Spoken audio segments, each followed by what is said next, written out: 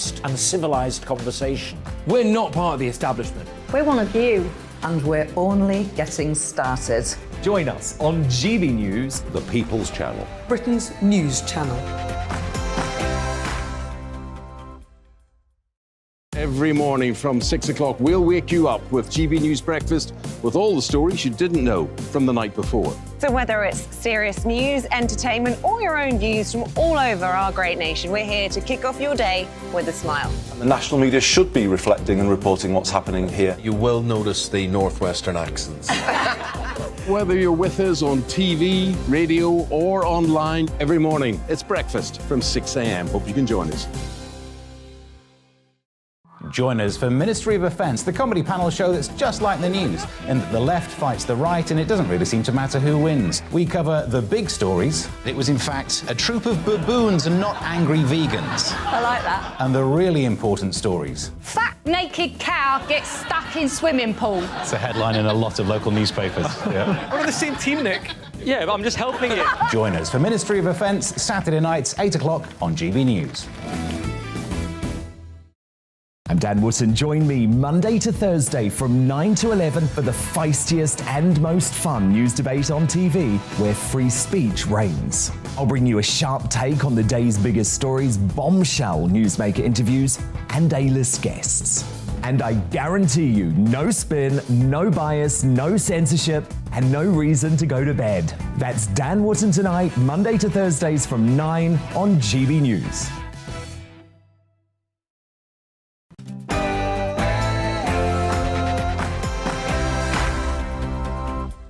No spin, no bias, no censorship. This is Dan Wootton Tonight with me, Patrick Christys, and yes, it's official. More rail misery is on the way tomorrow. After talks the RMT broke down, of course they did. Dominic Raab has said that caving to pay demands will have serious consequences. So if we give in to this inflationary spiral that the union's demands would lead to.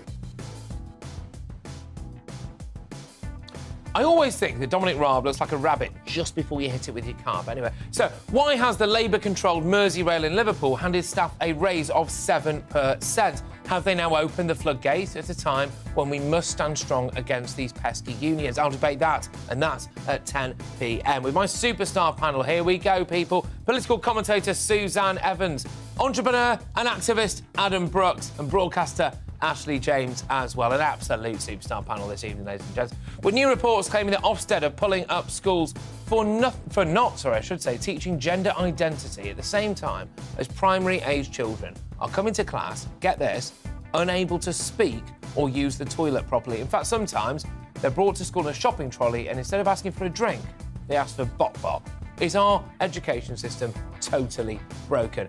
And are there grounds for blaming parents instead of the government at this point? That's my digest, and that is coming up next. Then I'll discuss lockdowns as well, the continuing impact on our schools with Molly Kingsley, co-founder of Us For Them. That's at 9:50. Should the NHS as well stop charging undocumented migrants for healthcare, as proposed by London Mayor Sadiq Khan, or Sadiq Khan, as I tend to call him? International security and border control expert Henry Bolton, immigration lawyer Yvonne Sampson, and broadcaster Nina Mishko will do battle in the clash at 9:25. And I want your verdict on this too. Even after this week's Oldham report, are there still reluctant people out there to talk about the issue of grooming gangs? I won't let it drop, and I hope that you don't either. It's a massive issue, this. I tell you what, if you don't think it is, it is. It's happening in your town, and it's happening in your city. But Spiked Online's Brendan O'Neill will be here on that very issue in The Outsider. That's at 9:40. And as Shadow Attorney General Emily Thornberry rages against the government's human rights overhaul. I think this government is just behaving like some sort of drunk at the end, you know, when the pubs are throwing out and they're in the car park and they're rolling around and they're going, fight me, fight me.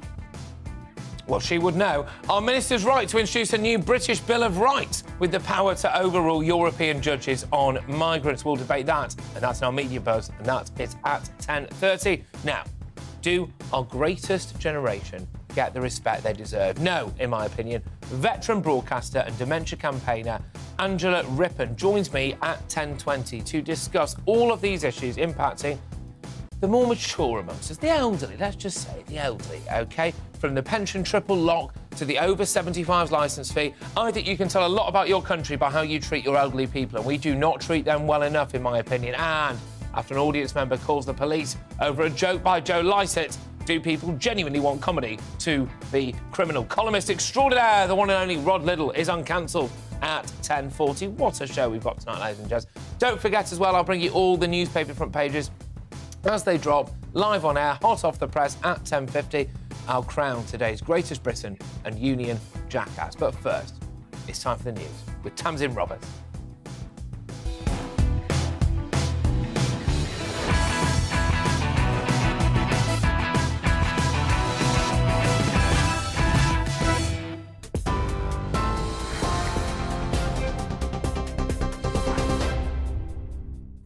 Patrick, thank you. Good evening from the GB newsroom.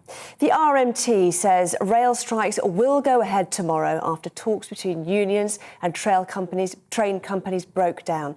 It's accused the Transport Secretary of wrecking negotiations, a claim Grant Shapps denies. Rail staff are concerned about jobs and working conditions, and they're demanding a pay rise in line with inflation. Only 60% of services have been running today, despite there being no official strike. The Labour leader has gone head-to-head with the Prime Minister as voters prepare to go to the polls for two crucial by-elections. Sir Keir Starmer has accused Boris Johnson of failing to prevent this week's national rail strikes by refusing to meet with unions and operators. But Mr Johnson says the Labour leader is in the pocket of the unions.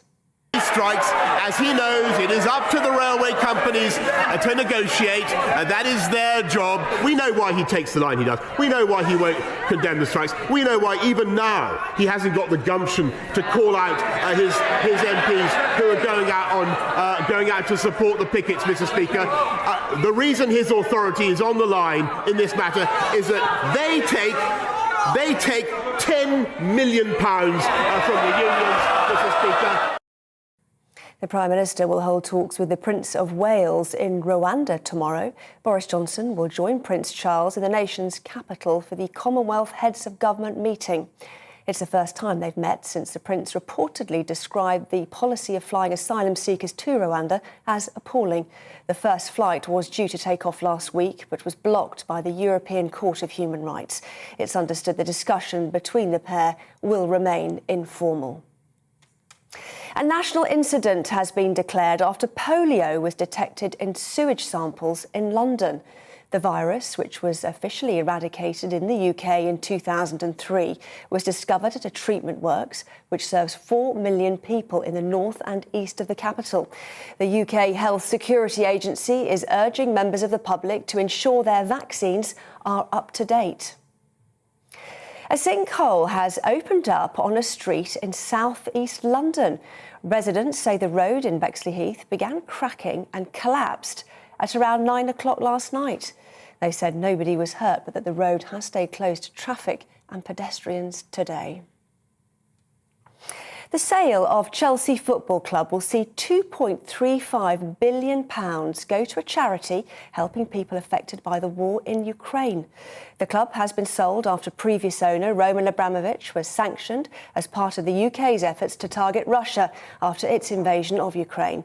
The Office of Financial Sanctions says the money is frozen in a UK bank account to ensure it was not given to any sanctioned individual. TV, online and DAB Plus radio, this is GB News. Now it's back to Patrick.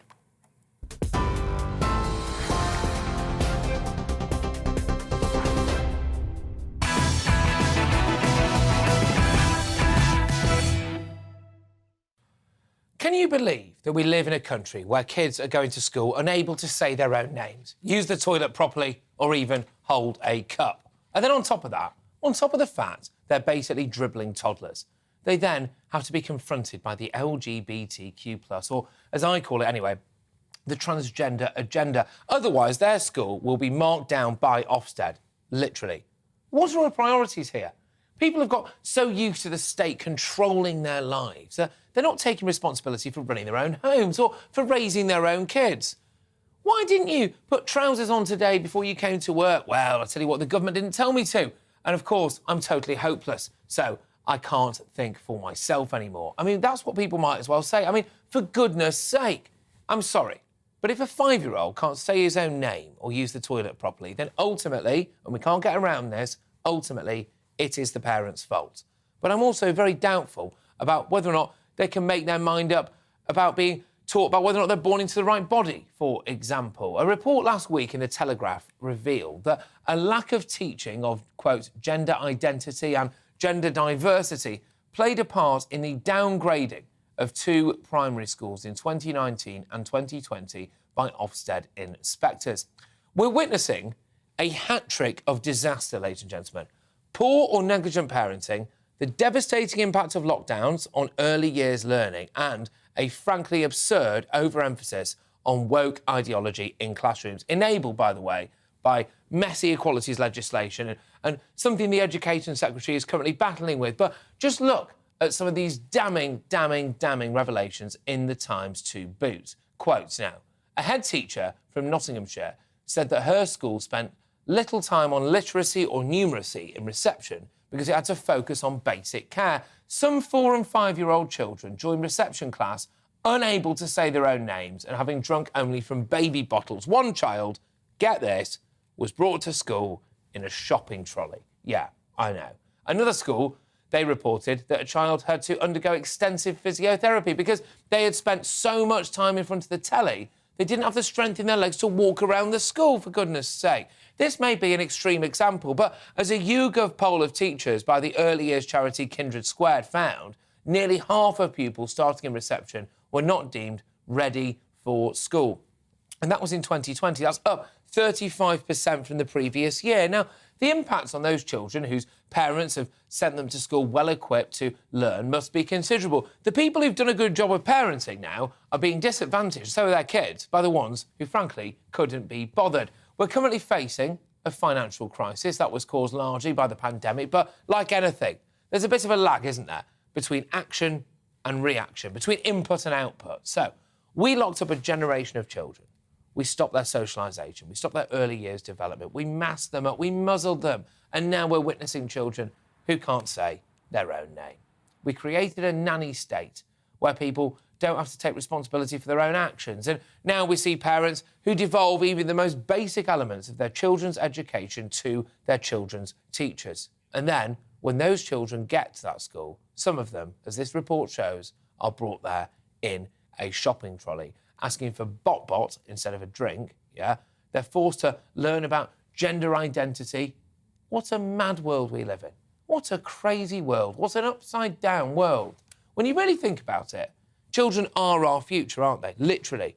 And they're being let down by adults. People like you and me. They are being let down by adults who are supposed to look after them at home. Adults who are supposed to look after them in government. Adults who are supposed to look after them at school. And to be honest, I find it hard to tell who the dribbling, incontinent, brain-dead idiots actually are. Is it the children or those who are supposed to be looking after them? If we're not careful, we'll lose an entire generation.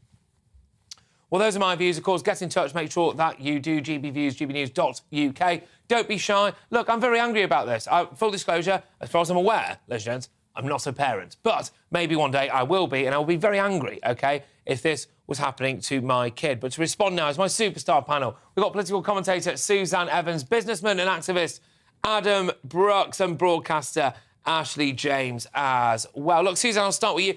Thank you. I must say, you went on last week when I was covering for Dan, so you're a surprise treat for me. Thank you so much. It's lovely to be here. Look, how do you feel about this issue? Because we're not. I don't think we're looking after our kids, Suzanne. I don't think we're looking after our kids. Do you know what I think the problem is, Patrick? And this is going to sound quite radical, but I think the wrong people are having children in the first place. It's always never struck me as how it's so easy to have a child.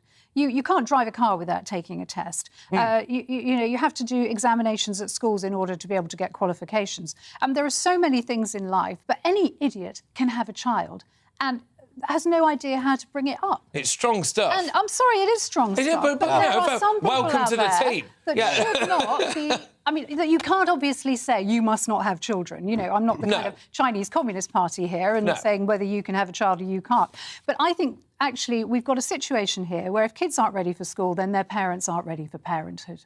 And I think we should be teaching parenthood classes, not just to grown-ups, but actually in schools and educating kids right from the word go about the massive responsibilities of parenthood, the financial responsibilities, the practical caring responsibilities.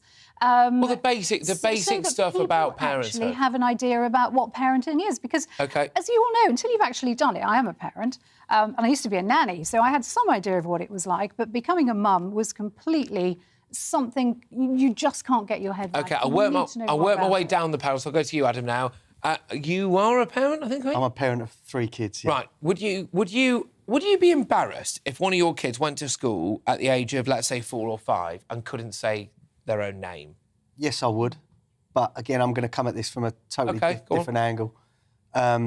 It's the system's fault, it's the government's fault, it's the union's fault. We should never have shut the schools. Nadeem Zahawi admitted that was a mistake. People like myself were very vocal. I'm going to big myself up because I took so much flack and aggression for saying it. You were right. You're on the right side of history. We were right. Us for Them, the campaign group, amazing. Together, another campaign group that I'm with. We all said about shutting schools was wrong. Face masks was wrong. It hindered their development. Child abuse. Right. At the end of the day, we have let a generation of kids down. My boy's dyslexic. He's even further behind than he was before. You know, we need to look back and inquiries and things like that. And how was they allowed to get away with this? Why were these decisions made? And these kids need to somehow get some more help to catch up. OK, good stuff. Ashley, your turn. So, slightly different to both of you. Fine, by the way, I think it's a very slippery slope to say that you have to have the finances or test to have children, because that would be a very slippery slope. And actually, we all deserve the right in a democracy to have children. And it is very easy for us to sit here and think, how on earth are we sending these? Well, what are the parents it's doing? especially easy for me because I haven't got kids. So and I agree. Like for me, yeah. Alf is 18 months. He can already say he knows his name. He can do the things that we're talking about. He can use cutlery. He can eat and drink. But also, we have to remember that. Also, as you said, COVID hasn't helped any of this, but 1 in 6 people in the UK live in poverty. That's 14.5 million people. 54,000, that's according to the research I've seen. It might be wrong, but there are a lot, let's say millions of people. Millions of people living in poverty. She loves a stat. I do love a stat. Cost of living crisis. 54,000 women every year, this is a fact, 54,000 women a year have to leave jobs because we have the 3rd most expensive childcare in the world. We're not like Norway or Sweden where childcare is accessible. So therefore, you have people, especially during lockdown, for all we know, they are single parents who have to go to work. They're not getting enough money in benefits. So therefore, who is looking after their child? The average cost of childcare, I've got it written down here, £263 a week for 50 hours. So how can someone living in poverty work, which is what we all want them to do? I do get that. My point, and I'll come to you on this, Suzanne, my point would be that I don't think there's any excuse for your child not being able to say their own name, not having enough muscle mass in their legs to walk around because you've plonked them in front of an iPad I totally agree, but some people are not in a position where they can look after a child and go to work. And I'm not saying this is the case in all circumstances. There's definitely neglect. And also, because of lockdown and lack of funding in social services, there are lots of people that have completely been neglected. But just final point. Very quick. It is not the fault of the children. No, of course not. It is the fault of the parents, and the children cannot be to blame for that. I think I am really angry, actually, about this putting together poverty and single motherhood with these kind of problems. I'm a single mum. I brought up my daughter on her own. She's now 29. She's doing a PhD. She's getting married in 3 weeks' time. I didn't say single mums, by the way. She is a very clever girl. I read to her every night. I made sure I brought her up well. There have been times when I've been absolutely on my knees financially and living technically in poverty. My daughter didn't grow up, doing any of these things, unable to drink, not potty trained. So I'm sorry, that is not poverty. I love single parents, by the way. I never said I was never derogatory about single mothers at all. And go on, Adam. I'd like the viewers need to know it's not just education and development; it's the mental health of these children. Children under 5 can have mental health; they can be scarred for life. And we've got to remember that. And lockdowns and restrictions and school closures caused this, and the governments around the world need to own that. They made it worse. But one thing that I'm concerned about, right, there was a period of time, right, where every single day Chris Whittier would pop on my TV screen and he'd go, you might as well have said, don't forget to breathe today, lads. Don't forget to breathe. Don't forget to get up and dress yourself. Have you set your alarm in the morning? Are you thirsty? Nanny Have a glass state. of water every single day. And I'm concerned, Adam, that actually people have become too reliant on the state, where they go, actually, you raise my child. People have become obsessed with being told what to Told do. what to do. Right? And if the government or a council doesn't tell them what to do, they don't know what to do. No. Right? And it really is sad and quite depressing going forward like that. Hopefully these people can be deprogrammed because it's like an illness. Well, actually, can I come to you on this? Because, look, I understand, not that you're, I don't want to pigeonhole you here, but obviously you're more of the left than other people on this panel, which is fair to say. Is our left? No, but that, I suppose, in a way indicates an element of more state input in our lives in certain senses. So how do you feel about this? Do you think people have become too reliant on the state? I mean, yes and no, but I think people living in poverty have to be dependent on the state, and also austerity, shutting youth clubs, all of these things that are meant to help children, it has a knock-on effect because also that generation who are now parents, of course they don't know. And I love your suggestion of, yes, there should be parenting courses because things like NCT are expensive, so they're not accessible to everyone. So, yes, absolutely, we shouldn't take things that are obvious to us around parenting might not be obvious to people that haven't been raised by good parents. Yeah. A really good friend of mine, a single mum, she adopted a little girl over lockdown. Amazing. The stories that you would hear about what this little girl has gone through is heartbreaking, but we cannot presume that people who are born into a system where they haven't had good parenting and role models and they're living on a breadline, but can I just also quickly say that how amazing are teachers, and it shows the importance of teachers doing things like reading this article and the things that they are doing, raising these children. It shouldn't be part of their job remit. No, it shouldn't, and you're absolutely spot on. But a lot of teachers wanted to close schools, so let's remember, a lot of them because they were scared for their lives. I've got friends who are teachers. Their unions help close schools, and they must own that. They are part of it. We were also being told if you leave the house, you'll die, and you need to stay, save lives. I'm being shouted at. We're going to have to move on. All right, so very quickly, good stuff, guys, by the way. Cracking start on this show. As always, we always get up to an absolute rip-roarer. But look, how do you feel about this, ladies and gentlemen? We've got three things going on here, really, haven't we? We've got the fact that maybe it's bad parenting. We've got the fact that, obviously, lockdown's contributed. We've got the fact that maybe teachers aren't pulling their weight. I know, we disagree. But maybe that's the case. How do you feel? GBViews at gbnews.uk. But coming up, are we still, as a country, scared to talk about grooming gangs? Well, we're not here on GB News. I'm certainly not, and I'm sick of anyone who actually is. That's tonight's Outsider, Brendan O'Neill. He's here at 9:40. But up next, should undocumented migrants be allowed to use our NHS for free? Were you aware that some of them are using our NHS for free? Were you aware that some of them actually are paying for it? Mayor of London, Sadiq Khan, certainly thinks so, of course. But what do our clash guests think? International security and border control expert Henry Bolton, immigration lawyer Yvonne Sampson, and broadcaster Nina Mishkov. Well, I'll tell you what, they're going to go head-to-head, toe-to-toe. They're going to do a battle royale. Let us know what you think, though. Email down at gbnews.uk. Tweet us as well, as you all know by now, using the handle at GBNews. But there's also a poll up there. Vote in that right now. The all-important results are coming after this short break. Don't you dare move. Good evening. The weather is on the change. Still plenty of very warm, hazy sunshine for many tomorrow, but an increasing chance of seeing some thunderstorms. The Met Office have issued a yellow warning for the downpours coming up from France from this weather system. There's another weather front at the other end of the UK, bringing a bit of patchy drizzle across parts of northern Scotland overnight. But for most of us, we're still under the influence of high pressure. It brought plenty of blue sky through the day and a fine, balmy evening out there. But notice to the south just the risk of these thunderstorms drifting further north, certainly the threat across the Channel Isles. There's that other weather front bringing some drizzly rain to the Northern Isles. But most of us, it's a dry night. It's a pretty warm one. Temperatures holding up in the mid-teens, certainly in many urban areas. On to the details for Thursday. Again, like today, quite cloudy at times over western Scotland, Northern Ireland, certainly the far north, continuing with a bit of patchy rain, although that should peter out. It's further south where we're keeping our eyes peeled on thunderstorms developing. They're going to be developing more widely by the afternoon across England, eastern parts of Wales as well. The heat persisting over northern England and the North Midlands could get close to 30 Celsius. Not as hot in the south, but still pretty humid, pretty sticky, and that warm, humid air combining with some moisture, triggering those thunderstorms, hence why we have that warning in place. They're going to be hit and miss. Not everywhere seeing the thunderstorms, but where they do occur could cause some disruption.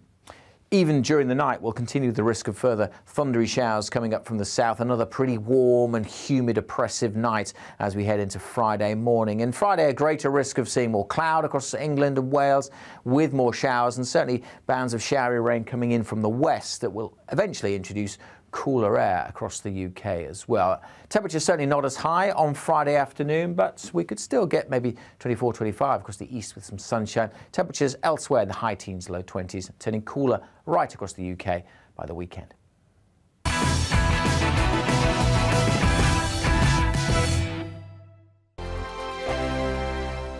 We are GB News. We're right across this great nation. On TV, on radio, on digital. Absolutely everywhere. We don't talk down to you. We embrace all voices.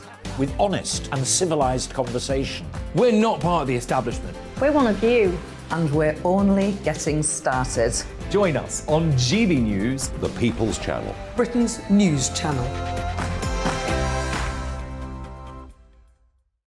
Every morning from 6 o'clock, we'll wake you up with GB News Breakfast with all the stories you didn't know from the night before. So whether it's serious news, entertainment, or your own views from all over our great nation, we're here to kick off your day with a smile. And the national media should be reflecting and reporting what's happening here. You will notice the northwestern accents.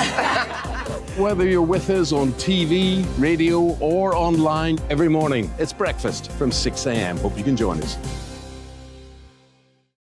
Join us for Ministry of Offence, the comedy panel show that's just like the news, in that the left fights the right and it doesn't really seem to matter who wins. We cover the big stories. It was in fact a troop of baboons and not angry vegans. I like that. And the really important stories. Fat naked cow gets stuck in swimming pool. It's a headline in a lot of local newspapers. Yeah. We're on the same team, Nick. Yeah, but I'm just helping you. Join us for Ministry of Offence, Saturday nights, 8 o'clock on GB News. I'm Dan Wootton. Join me Monday to Thursday from 9 to 11 for the feistiest and most fun news debate on TV, where free speech reigns. I'll bring you a sharp take on the day's biggest stories, bombshell newsmaker interviews, and A-list guests. And I guarantee you, no spin, no bias, no censorship, and no reason to go to bed. That's Dan Wootton Tonight, Monday to Thursdays from 9 on GB News.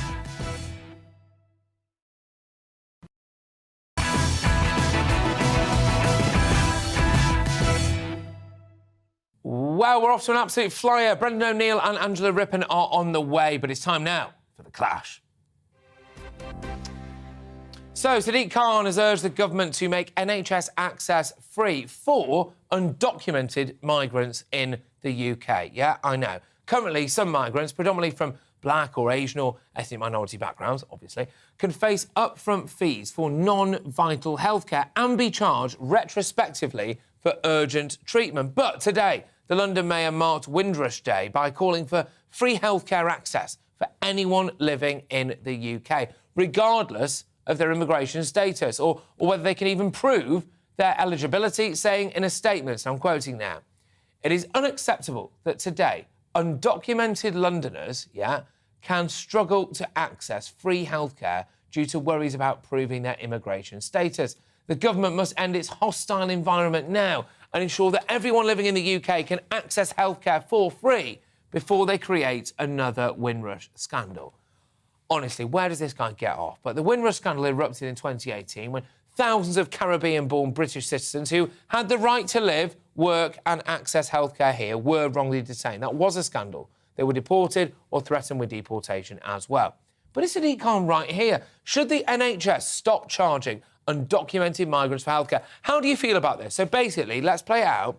Someone could come over in a dinghy in the channel, ditch their papers in the water in the channel and come over here, need, I don't know, open heart surgery, and they get it for free. How would you feel about that? I want your verdict on this right now. So let me know your thoughts. Keep emailing them to me at dan@gbnews.uk. Tweet them to us at GBNews as well. You can vote in our poll, which is going to be coming to you very, very shortly in terms of results. That's also on Twitter at GBNews. But first, going head-to-head, toe-to-toe on this, a broadcaster and writer, Nina Mishkov. We've got international security and border control expert Henry Bolton, OBE, lest we forget, and Ivan Sampson as well, immigration lawyer. Look, thank you very, very much.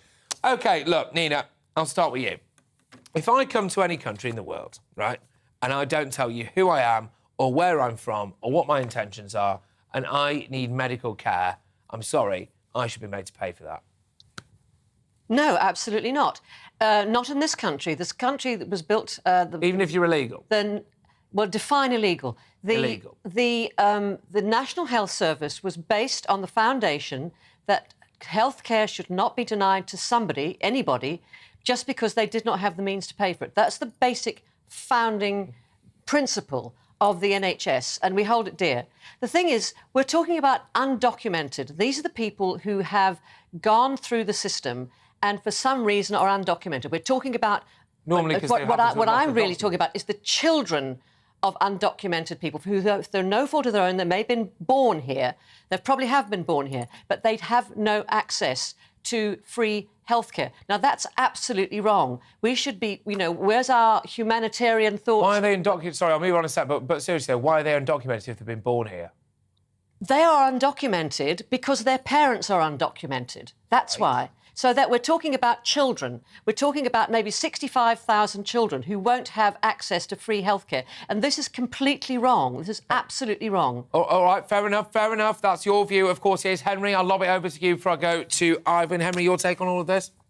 Look, if somebody is in this country, there is no reason, no practical reason any longer as to why they shouldn't have registration and or be undocumented. If they are here lawfully, then there is a path to be registered, to be documented. And if they're not going to go down that path, then I'm sorry, for whatever reason, then no. Yes to life-saving emergency healthcare, of course. Yeah. But for day-to-day health issues, then no, absolutely not. If we go down that route, then we're actually telling anybody in the world, you can come here sort of below the radar, and you can still get your job, you can still get your benefits, you can still get your education, you can still get your health care, all of these things. That's one... what sort of example does that set? Touch, aren't we? The other thing is, I mean, if we're going to go down that route, we're talking about the Mayor of London talking about the population of London. What about the United Kingdom? Sadiq Khan seems here to be building his own little empire in London. It's not right. It's a national question. And the third thing is really one about how you introduced me as a sort of border management expert, but really we are encouraging, if we go down this route, we are encouraging people to come to this country across the channel or by any other means and avoid being documented. We're removing the motivation to be documented, and that has to be a serious question. OK, lots to get stuck into here. Ivan, thank you so much for hanging around, basically, and waiting for us for a little while. I'm going to come to you right now. Look, I've got to be honest with you, right? Why on earth is the British... We've got a cost of living crisis. Everything's gone to the wall, OK? We've seen even the strikes recently now that are taking place going to cost a few billion quid. Why should you or I or anyone who's on the breadline, for example, pay any money whatsoever so an illegal immigrant can get free healthcare in this country? Oh. No, we're going to... Ivan, I'm very, very sorry about this. I'm very sorry about this. You're not deliberately being silenced. We've got an issue with your audio. We will sort it out. Just can I politely ask, maybe you're on mute on your laptop, but we'll just sort that out, and I'll go back. Yeah, go on, Nina, go on. I'd like to come in on things that Henry has said. The thing is, the reason why people disappear into the system and are not within the system is because we have a Home Office which is not fit for purpose. A Home Office which, under Theresa May, oversaw the Windrush disaster. We can't just glide over that. Today, Prince William unveiled the statue, which the government paid. They're so guilty, they paid £1 million for the statue.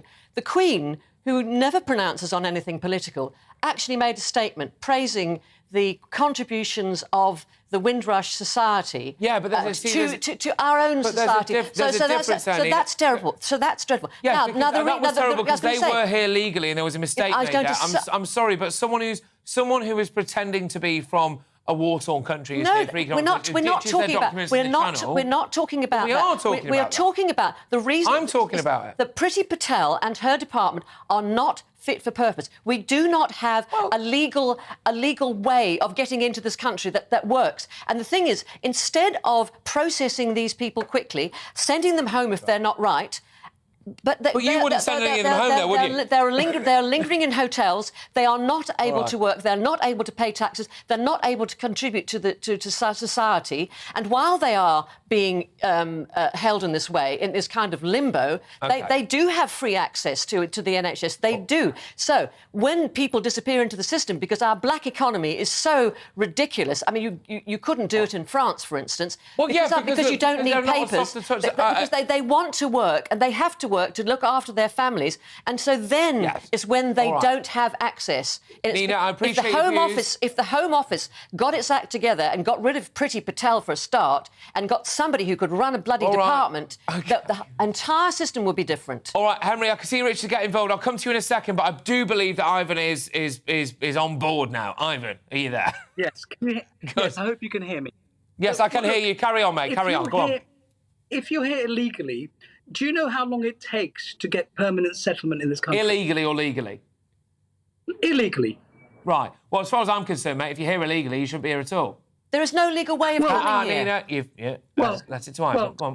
You say that, but the Home Office processing of applications before. I mean, I've had clients who've been in detention for years while the Home Office processes their application. It can take decades sometimes.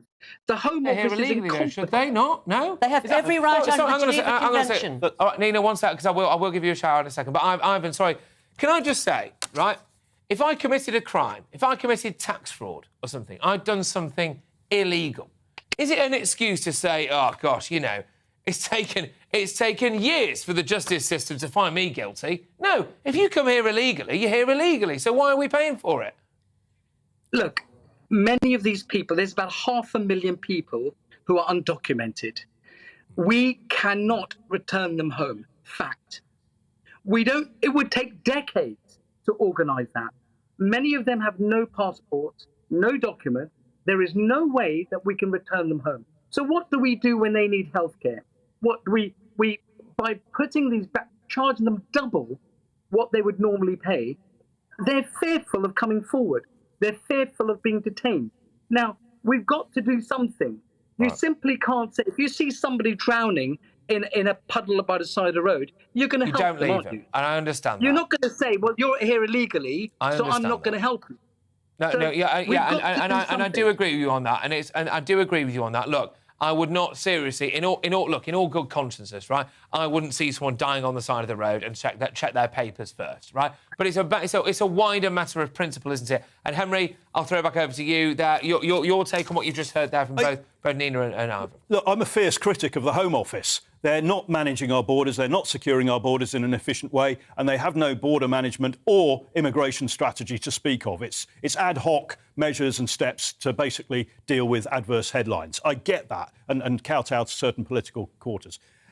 But there is no rationale whatsoever to give people free healthcare and encourage unlawful immigration or below-the-radar immigration, or to deter, effectively remove the motivation for people to register on the basis that our Home Office is no good. What you should be doing is criticising the Home Office and saying, sort this out, find a method that... Exactly what I'm doing. Well, exactly what I'm saying. But at the same time, Nina, you are saying that actually we should be allowing these people free healthcare. The answer is to that no. Let's deal with the problem. So Henry, can I just... Humanity Nina, I will give you the final word, with my own nation and the people living here already, and not undermining our own society, the very society, its rules, its regulations, its rule of law, its equality and everything else, and its economy, and its healthcare, that is attractive to these migrants anyway. If they want to enter, and it's fine, argue for legal routes, but don't argue that people who come here unlawfully below the radar should get a free ticket to everyone. Right, we're going to have to be very quick. We're going to have to be very, very quick, very quick. Sorry about this, Ivan, by the way. You've been massively squeezed. Apologies, we obviously had issues with your microphone early doors, so I'm sorry about this. But Nina, I'll just finish for you. So look, you've got a solution, have you, which presumably is let everyone in and just... No, not let everyone. Provide a legal way of getting in. Set up an office in France. Get them processed. Process them quickly. Get the Home Office working. Then you don't have these sort of problems. Okay. And I might as well just add that since Brexit, the Dublin Agreement no longer has sway. So under the Dublin Agreement, we could send people back to their original country. All right. No, we can't anymore. Guys, very quickly, because I'm getting pushed a lot. Ivan, I will give you the absolute final word now, Ivan. Go on, crack on. Have an amnesty. Quickly. Bring people into the system. Give an amnesty. Make them pay taxes. Make them pay national insurance. Yeah, absolutely. We've done it before. The government's done an amnesty before. People have been here for decades, just like the Windrush. And for those people, we should bring the length of time for settlement from 30 years currently, you've got to be here, down to 10. And those that have been here 10 years, give an amnesty. Ivan, very quickly, if I knocked on your front door now and I said, I'm not going to tell you my name, where I'm from, or who I am, would you let me in? No, you wouldn't. All right, OK, no, there but we you go. have a system. Thank you very much. Process them in 6 months, let them work, let them pay taxes, let them contribute to society. That's what they want to do. OK. All right, can I just say, look, seriously, I know this was robust, but can I just say what a cracking debate and discussion that was, all of you. I actually really did enjoy that. And I think the point is we could talk about this all day, couldn't we, right? So I'm sorry we've not got enough time, but thank you so much. Nina Mishkov there, of course, international security and border control expert as well. Henry Bolton, OBE, and Ivan Simpson as well, immigration lawyer. Look, what are your views on this, ladies and gentlemen? In fact, we're going to go to some of them right now. Who do you agree with? Should the NHS stop charging undocumented migrants? Aaron's been on. He's been on Twitter at GBNews, says if they don't pay, deport them. Strong stuff, Aaron. Spooky Tate, cracking Twitter name. There we go. Who says anonymity shouldn't exist on Twitter? Spooky Tate says the NHS must charge all migrants for healthcare. When people work and live abroad, they take out medical insurance. So why should it be different in the UK? And Dot, also on Twitter, very Twitter-heavy this evening, ladies and gents. He says, is he mad? The NHS is already stretched to he or she, is the NHS stretched to breaking point? And your verdict is now in. Here we go. 8% of you, just 8% of you, think the NHS should stop charging undocumented migrants, while 92% of you say they shouldn't. I've got to say, ladies and gents, I'm very surprised by that. Apparently, 92% of you now watching on your TV, listening on your radio, or you're watching online, you're listening online, you can do the lot of it. Apparently, 92% of you say the NHS shouldn't stop charging for illegal immigrants, basically. There we go. So coming up, as 1.7 million children are found to have been regularly absent from school, how do we save the generation of ghost kids so horribly impacted by lockdown? Co-founder of Us For Them, Molly Kingsley, is here at 9:50. But next, is Britain too fearful of talking about the issue of grooming gangs? I certainly think so. Our outsider is Brendan Neal, and he is speaking up, as indeed we all are, after the break. Don't you move.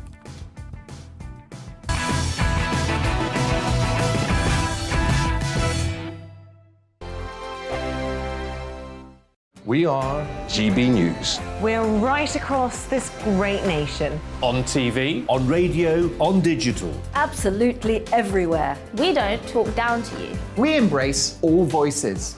With honest and civilised conversation. We're not part of the establishment. We're one of you. And we're only getting started. Join us on GB News, the People's Channel. Britain's news channel.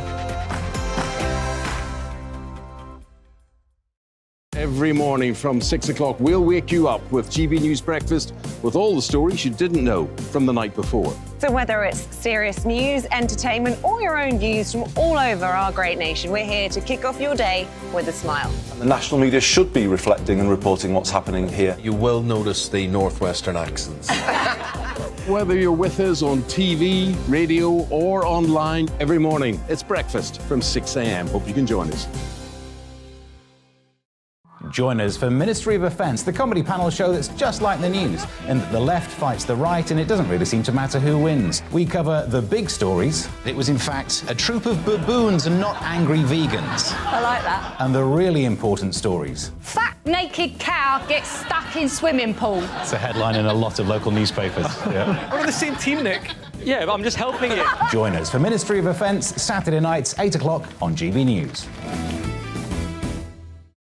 I'm Dan Wootton. Join me Monday to Thursday from 9 to 11 for the feistiest and most fun news debate on TV, where free speech reigns. I'll bring you a sharp take on the day's biggest stories, bombshell newsmaker interviews, and A-list guests. And I guarantee you, no spin, no bias, no censorship, and no reason to go to bed. That's Dan Wootton Tonight, Monday to Thursdays from 9 on GB News.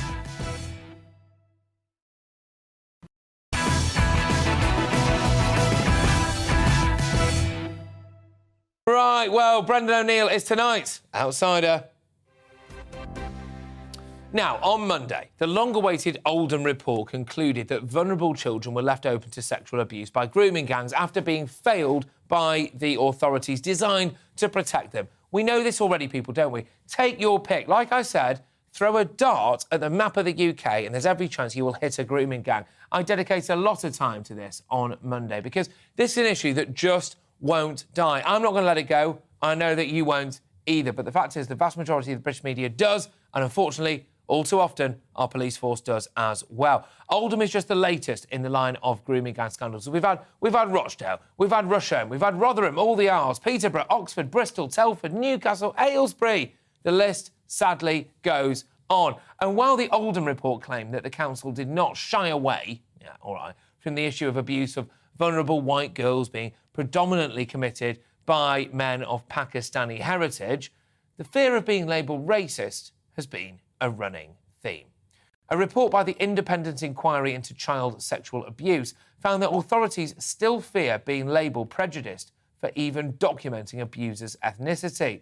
And victims previously accused that inquiry of being, quote, scared of being called racist. I mean, for goodness sake, if only they were so scared of letting down vulnerable young working-class white girls, we wouldn't have a problem, would we? After refusing to look at the over-representation of men of Pakistani heritage in grooming gangs. Well, there we go. Let me bring in now Brendan O'Neill, chief political writer, friend of the channel as well, of course, of Spite Online. Brendan, thank you very much for joining us yet again here. Look, why can't we face facts about this? I'm sick and tired of it. And you know what? I'm not afraid of being called racist, predominantly because I'm not a racist, right? The facts are the facts, and the vast majority of the people committing these grooming gang scandals are from Pakistani heritage, South Asian heritage, and the police are too afraid of them to do anything about it. Is that right? Yes, that is right. And this is a story, as you say, it's a story we've seen repeated across the country, sadly, where there have been many instances where there have been grooming gangs of largely Pakistani Muslim heritage, and their targets have been primarily white working class girls and other kinds of girls too. And there have been many instances of the police and local councils being reluctant to investigate or reluctant to talk about these crimes too much, because they're worried about being accused of racism. And I think this is one of the great scandals of our time, because essentially what happened is that we elevate political correctness above the safety of working class girls. The authorities in parts of this country are more interested in staying politically correct and not offending others than they are in protecting working class girls from sexual abuse and rape. Can I make a point on racism here, Brendan, right? Because for me, there is racism involved here, and that racism is against the working class white girls. The only reason that this is being committed against predominantly girls... Now, look, we all have to admit that a lot of these girls, unfortunately, have maybe had a troubled start in life all too often. And yes, OK, maybe they are sometimes drinking in a park at the age of 13 and smoking whatever they're smoking. It doesn't make it fine that they're victims. I'm just saying they're looked down upon. Now, let's put it this way, right? These crimes are being committed against them, in my opinion, because people of a certain demographic, in the case of the grooming gang scandals, are looking at these girls and they see them as a lower class. And that's racism, not the other way round. What do you think? Yeah, they see these girls as white trash. That's how they view them. And, you know, the sad truth is that there are other sections of society, including in the political establishment and the media establishment, who also look at girls like this as white trash. the going around town, doing things they shouldn't be doing, getting into trouble. What do they expect? I mean, there is a real vile snobbery and elitism towards those kinds of girls. And that's one of the reasons why they could be targeted. And it's one of the reasons why there has been so little sympathy for them in sections of the media. If you cast your mind back to the Me Too scandals, I remember when, middle-class, Oxbridge-educated journalists having a hand put on their knee by a politician. That was front-page news. That was a big story on Newsnight for days and days. But then the rape of hundreds of white working-class girls doesn't get the same coverage at all. It's really quite poisonous.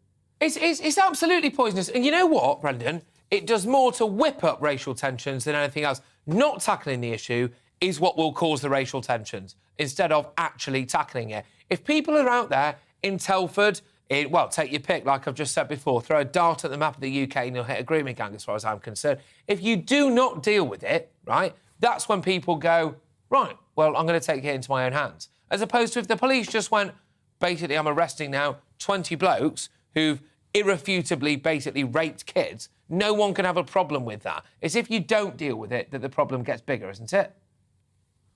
Yeah, absolutely. It's going to increase community tensions because there is a sense now among many people that certain victims are not taken seriously and certain perpetrators are not investigated properly.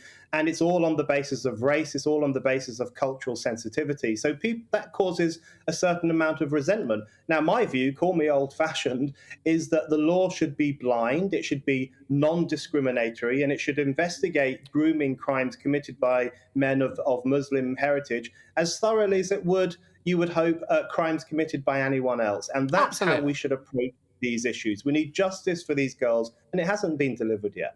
It's not been delivered yet, and I'm fearful that it never will. And also, to be honest with you, people like you and me can talk about it now. And I was going to say I'm very happy to talk about it. I'm not happy, obviously, because it's heinous, and I wish it had never happened in the first place. But it's too little too late either way, Brendan. I mean, this should never have happened. But thank you, Brendan. That was great stuff. I really appreciate your views, as usual, on this channel. Now, that was, of course, Spike's online chief political writer there, Brendan O'Neill. Now, coming up, as Labour-controlled Merseyrail hands striking staff a 7% pay rise, have they opened the floodgates now to capitulating to union calls for more cash? My superstar panel and I will debate this in the media buzz, and that's at 10, which is not long. This hour has gone absolutely rapid, hasn't it? But first, as 1.7 million children are found to have been regularly absent from school, how do we save this generation of ghost kids so horribly impacted by lockdown? I must say as well, quite often as well, poor parenting and poor teaching. But co-founder of Us 4 there, Molly Kingsley, is here, and that's at 9:50.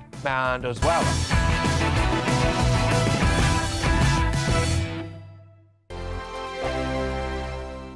We are GB News. We're right across this great nation. On TV, on radio, on digital. Absolutely everywhere. We don't talk down to you. We embrace all voices.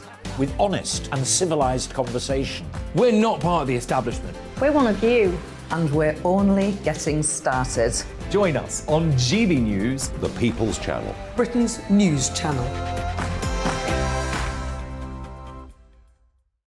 Every morning from 6 o'clock, we'll wake you up with GB News Breakfast with all the stories you didn't know from the night before. So whether it's serious news, entertainment, or your own views from all over our great nation, we're here to kick off your day with a smile. The national media should be reflecting and reporting what's happening here. You will notice the northwestern accents.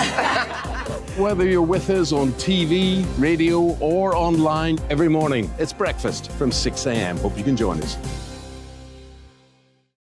Join us for Ministry of Offence, the comedy panel show that's just like the news, in that the left fights the right and it doesn't really seem to matter who wins. We cover the big stories. It was, in fact, a troop of baboons and not angry vegans. I like that. And the really important stories. Fat naked cow gets stuck in swimming pool. It's a headline in a lot of local newspapers. Yeah. We're on the same team, Nick.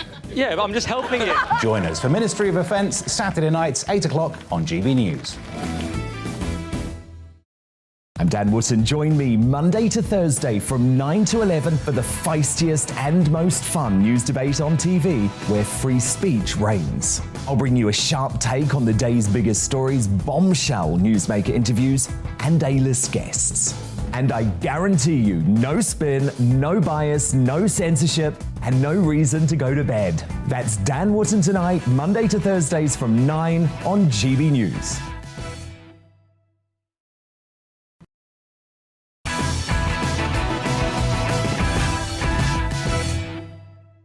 Now, earlier in my digest, I highlighted the terrifying reality of Britain's current schooling system that prioritises woke curriculums even when faced with children who are unable to read, say their own names, or drink for themselves, or use the toilet. But just as shocking was the revelation last week in a report by Children's Commissioner Rachel de Souza that, as of the autumn of 2021, 1.7 million children were found to have been regularly absent from school. A staggering 1 in 4 children, a quarter of kids. Just to put it into perspective, in 2018-19, only 1 in 9 children were absent. As far as I'm concerned, that's still a huge number. But to any COVID hysterics out there on the left who come to me and say, don't even try claiming that lockdowns don't impact children. Do not even try claiming that to me, because clearly this is what's happening. This is a manifestation of everything that they wanted. In fact, in some of them, I reckon they'd still want us locked down. But just yesterday, the brilliant Baroness Claire Fox, the baddest baroness in the business, highlighted the devastating impact of the government's response to education during the pandemic, which has caused a generation of so-called ghost children. It's only now that we're admitting, as the noble Lady Foster has mentioned, the real devastating impact of school closures on young people. And I think that it's that human cost of these constitutional changes that I don't think we should ever forget. I think that it's also interesting to note that at the moment there is a panic about all of those pupils who've not returned to school, which, by the way, might have had something to do with the fact that they were told school wasn't so important after all, because we'd locked the gates on them. Education was a secondary matter. No, look, exactly that. Claire Fox, always on point. And Claire's not alone in her fight, OK? The Us For Them campaign have dedicated themselves to protecting children's rights, are even launching a book on how the state and society as a whole failed the young during the pandemic. And I'm delighted, in fact, it's my absolute pleasure, to be joined now by the co-founder of Us For Them and co-author of the Children's Inquiry, Molly Kingsley. Molly, thank you so much for joining us, and thank you so much for all the work that you're doing, actually. I don't have kids at the minute, as far as I'm aware, but when I do, if I do, I'm sure I'll be very glad for people like you in the world who are, frankly, looking out for them. Molly, we've let down a generation of kids, haven't we? We have. We've done more than let down, actually. We've betrayed them, and we've done so actively. And, you know, we are, as you said, we're now seeing the results of very conscious decisions. And these results, they're shocking, but actually they should surprise no one, because this was entirely predictable and predicted. Right, but Molly, let me play devil's advocate here, because there is a point, there is an argument that if your children are spending more time at home with you, for example, that in a way they should be better brought up, because we were all locked down and we should be looking after them more. The idea that some of them are turning up at school at the minute unable to talk, one of them needs extensive physiotherapy because he can't walk around the school, one of them's brought in school with a shopping trolley, for goodness sake, right? That is the fault of parents, surely. Yeah, I mean, look, this is a very complex societal problem. And I think, you know, undoubtedly parents have a huge role. Of course they do. No one's denying that in children's upbringing. I think, though, what has happened now is you have had a weak education system. So, you know, the education system was riddled with problems even pre-pandemic, and layered onto that, you have a whole series of problems relating to absence, which you picked up, problems relating to development. These problems, you know, start at cradle and they go to career. And this is, I mean, it's worse than a crisis. This is our, you know, greatest, in my view, national emergency. It's an absolute disaster. The figures, I don't think, you know, I'm really glad actually that you've picked up this Children's Commissioner report, because the figure that people talk about when we're talking just on the absence issue tends to be 100,000 children. Now that's shocking. 100,000 children who have just fallen off the school register is an awful number. But then there was this report released, as you said, last week, which actually implies the problem is so much worse than we have realised. It's 1 in 4 children, and that's not children that have fallen off the register, but it's 1 in 4 children who are now regularly absent from school. Which is insane. Sorry, let's highlight on this. Let's highlight on this, right? Because we've had the case of, and look, I don't want anyone who's listening now, whether you're on radio or watching us on telly, of course, to feel like I'm insensitive if I mispronounce this poor child's name. My understanding is it was Arthur Labiano Hughes, I believe, who was tragically killed, obviously, by his, well, evil parents. Now, when you take kids out of school, it's by definition harder to monitor anything, frankly, about them. And then you, on top of that, go, we were in a national lockdown anyway. Social services weren't coming round every single day. They were on a reduced service as well. Basically, kids were being killed and abused more so as a result. They were almost in prison with their abusive parents as a result of some of the lockdown measures. Is it fair to say, Molly, never again? Oh, I mean, it's absolutely fair to say never again. And it is... So I think the thing here is, you know, what you've just said is entirely right. It was known as early as April 2020, unambiguously. There was a report, there was a SAGE meeting. That meeting is minuted. One of the documents produced in that meeting, we don't know if it was discussed. It looks like it may not have been, but it was a document produced in the meeting, laid out exactly the risk that you have stated, and it said very clearly that the safeguarding regime had failed. We knew then that 94% of our most vulnerable children, these are our vulnerable members of society, just as deserving of society's protection as, you know, older people and unwell people. We knew they were not in school. Now, what did we think was going to happen to some of those children? Just quickly, Molly, just quickly. We're dealing in hypotheticals here. We've only got about a minute left, by the way. Just quickly, if something else happens, let's say monkeypox kicks off or we end up with something else, you know, something else comes out of a lab in China, or doesn't, of course. But let's just say that, yeah, I know. But we have a similar-ish pandemic, right? Do adults who have let children down both at home, at school and in government, very quickly, Molly, do adults have to run the risk of catching some illness off their kids because we can't trap the kids again? We can't trap the kids. In any previous disaster planning, you would prioritise the children, and that's what should have happened. I tell you what, Molly, that was absolutely spot on. Thank you very much. Very quick indeed. Molly, thank you so much.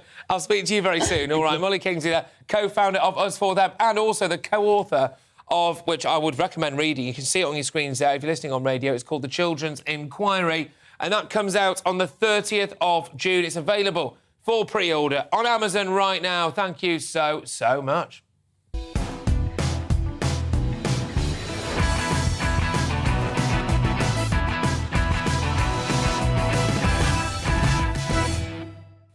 That is the quickest hour of telly I've ever done. It's 10 p.m. This is Dan Wootton Tonight with me, Patrick Christie's. Now brace yourselves, people. Strap yourselves in, because more rail chaos is on the way. After talks with the RMT broke down, Dominic Raab has warned that capitulating to that callous greed could send inflation spiralling. So if we give in to this inflationary spiral that the union's demands would lead to.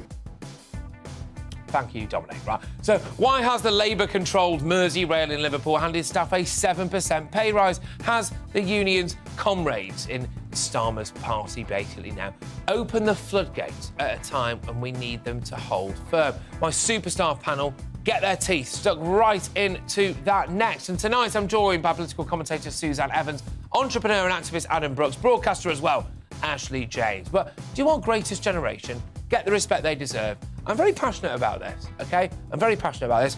My grandma, 85 years old, bless her, she's my biggest fan. She'll be watching this right now. She's arguably the person in this world that I hold dearest. I don't think the elderly get a good deal in this country. I don't think this country is a good place to grow old, and I'm annoyed about that. Veteran broadcaster and dementia campaigner Angela Rippon joins me at 10:20 to discuss all the issues impacting the more mature among us. There we go.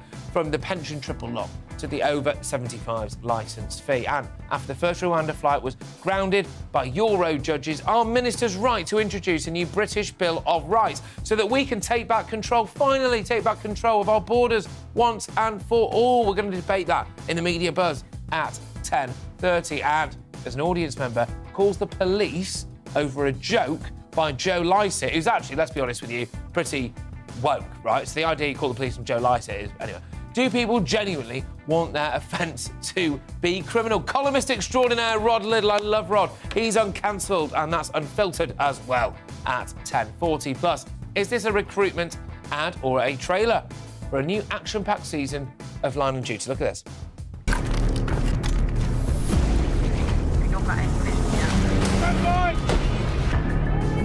shots from the Old Bailey.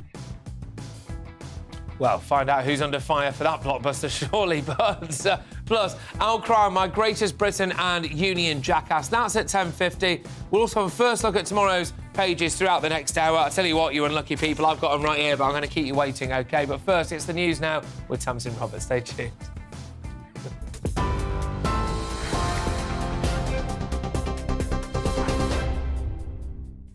Patrick, thank you. Good evening from the GB newsroom. The RMT says rail strikes will go ahead tomorrow after talks between unions and train companies broke down. It's accused the Transport Secretary of wrecking negotiations, a claim Grant Shapps denies. Rail staff are concerned about jobs and working conditions, and they're demanding a pay rise in line with inflation. Only 60% of services have been running today, despite there being no official strike. The Labour leader has gone head-to-head with the Prime Minister as voters prepare to go to the polls for two crucial by-elections. Sir Keir Starmer has accused Boris Johnson of failing to prevent this week's national rail strikes by refusing to meet with unions and operators. But Mr Johnson says the Labour leader is in the pocket of the unions. Strikes, as he knows, it is up to the railway companies to negotiate. That is their job. We know why he takes the line he does. We know why he won't condemn the strikes. We know why even now he hasn't got the gumption to call out his MPs who are going out to support the pickets, Mr. Speaker. The reason his authority is on the line in this matter is that they take £10 million from the unions, Mr. Speaker. Inflation has hit its highest level in 40 years, climbing to 9.1% in May, up from 9% in April. The rising cost of food and non-alcoholic goods were the main driver, further squeezing household budgets. Last week, the Bank of England warned inflation was likely to peak at more than 11% in October. A major rescue operation is underway after an earthquake killed at least 1,000 people in Afghanistan. The 6.1 magnitude quake struck the southeastern region early this morning. Local officials say more than 600 people have been injured, but the number is expected to rise as emergency services struggle to reach more remote villages. A national incident has been declared after polio was detected in sewage samples in London. The virus, which was officially eradicated in the UK in 2003, was discovered at a treatment works which serves 4 million people in the north and east of the capital. The UK Health Security Agency is urging members of the public to ensure their vaccines are up to date. The sale of Chelsea Football Club will see £2.35 billion go to a charity helping people affected by the war in Ukraine. The club has been sold after previous owner Roman Abramovich was sanctioned as part of the UK's efforts to target Russia after its invasion of Ukraine. The Office of Financial Sanctions says the money is frozen in a UK bank account to ensure it was not given to any sanctioned individual. TV, online and DAB Plus radio, this is GB News. Now let's get straight back to Patrick.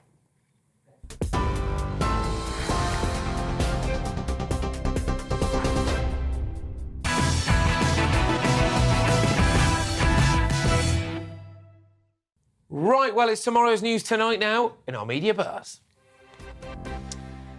Let's kick off with the very first look at our front pages. I've got them right in front of me here. It's just dropped. So we're going to go Metro first, aren't we? So the Metro leads with the nationwide polio alert. Parents have been warned, apparently, to get their kids jabbed. Classic. After traces of the incurable virus were found in British waters. Also pictured there, the Duchess of Cambridge, different story, as she meets a young guest at the unveiling of a Windrush statue in Waterloo Station. We're going to go over to the Eye now. The Eye leads on the discovery of polio in the UK for the first time in 40 years. Plus, Prince William describes the Windrush scandal as having made our culture richer, and he condemns... Oh, sorry, not the scandal, I should say, just Windrush. As he condemns modern racism in the 74th anniversary of the Windrush migration scandal. The Star leads on a bizarre story about fisherman Martin Green. So whenever Martin goes outside his front door, he gets attacked by a swarm of seagulls. But there is a plot twist. There is a plot twist in this story. Martin's wife, Mrs. Green, gets attacked apparently as well. Sorry, I've lost it. The paper asks are seagulls peckists, and we'll just move on from that because I can't keep a straight face. My superstar panel are back with me: political commentator Suzanne Evans, businessman and activist Adam Brooks, and broadcaster Ashley James as well. Now, matters more serious. OK. The RMT have confirmed a second country-crippling strike of the week that will go ahead now tomorrow after its General Secretary Mick Lynch accused Transport Secretary Grant Shapps of wrecking negotiations.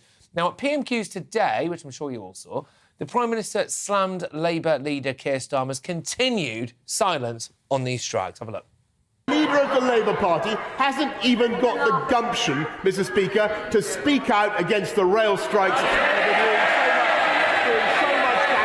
To the people in the north of this country, up and down this country. Absolutely unbelievable silence from the leader of the Labour Party. How many meetings he or his Transport Secretary have had with rail workers this week to actually stop the strike? He, yesterday, had 25 Labour MPs on the picket line, 25, and the shadow deputy leader out on the picket line, Mr. Speaker, backing the strikers, Mr. Speaker, while we back the strivers. Yeah, exactly. So Keir Starmer apparently said, please don't go on the picket lines, and they've got so much respect for him that they went on the picket lines. But there we go. Boris also took aim at Kate Osborne as well, who was one of those 25 Labour MPs, including 4 front benchers, who defied Starmer's orders to stay away from those picket lines. Can the Prime Minister tell me when is he going to stop meaningless sound bites and instead start supporting working people across our country? If she wants to support the working people of this country, Mr. Speaker, can I suggest she gets off the picket line? Now, in a further signal of the disharmony in the party, Labour-controlled Merseyrail surrendered to its union overlords yesterday by handing train staff a 7.1% pay deal. Has your pay gone up? Anyway, the Transport Salaried Staffs Association announced tonight it had accepted the reasonable offer from the operator that is overseen by Liverpool Metro Mayor Steve Rotherham, who announced his support for strikes by tweeting, "Standing in solidarity today with the RMT union and those who fight for better pay and conditions for us all." The government immediately stressed that Shapps had no say in the deal, and Deputy Prime Minister Dominic Raab today warned that caving to union pay demands would be reckless. Can't allow, I'm afraid, the unions in this very militant way that they've proceeded to win this argument, because it will only hurt the poorest in our society. But it is the lowest paid who suffer the most from strike action, and also if we give in to this inflationary spiral that the unions' demands would lead to.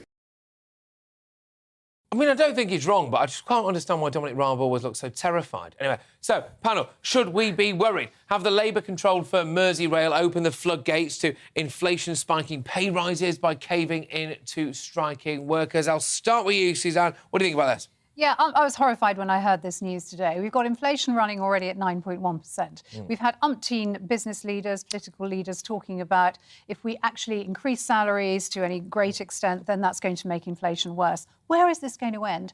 9.1% now. Everyone in the public sector will now want a 7.1% pay rise minimum. Where's inflation going to be in another 6 months' time? 18%, doubled? What, do we give everybody an 18% pay rise then? I'm sorry, these strikes are unconscionable. The people who are striking are not badly paid. And I'm absolutely appalled that Labour-controlled Merseyrail has capitulated. Adam, I thought you are a business owner. You employ people. You pay people's wages. Now, if I came to you now and said, look, the cost of living crisis has hit me hard, you know, are you giving me a pay rise? Do you think? What in the real world? Most businesses can't afford to give any more pay rises. We've already seen wage inflation, up from the last 6 months. Yeah. At the end of the day, every cost to a business is going up, and that's no different with railways and such. Yeah. But where is this money coming from? I can't just find money out of thin air to give staff extra money. I love my staff. I don't want any to leave. I want them to stay with me forever. But if the money's not there, the money's not there. Now, I'd like to know where this money's coming from, but this is a real political sort of gamesmanship here. This is sort of a one-up on the government. It's going to try and put pressure on them to fold and come to the table with the other strikes. But one thing I think not a lot of people sort of seem to realise is that these people are striking for their own circumstances. Yeah. And I have respect for that. But it's at the detriment to millions of others, working class people, businesses, education, hospital appointments. Yeah. You know, for me, it's indefensible. And that's a really interesting point. I'd like to get you on this, actually, because I don't want to live in a country where people can't strike. I don't want to live in a country where people haven't got the right to stand up and make their concerns heard. And I'm sure we can all agree on that. But at the same time, if you strike at the minute on the trains, for example, as they are doing, they're not, in my opinion, they're not standing up for workers because they're stopping workers getting to work. And that's one thing that I disagree with. Look, I think it's not as binary as we would want to believe. As you mentioned, prices are rising by 9.1% a year. It's the highest for 40 years. Yeah. Bank of England said that inflation might reach 11% in months. These people aren't asking for above inflation. And whilst there is a lot of outrage, and by the way, I don't think they're necessarily right, but let's not forget that MPs received over £2,000 pay rise this year. There is that They already earn £84,000.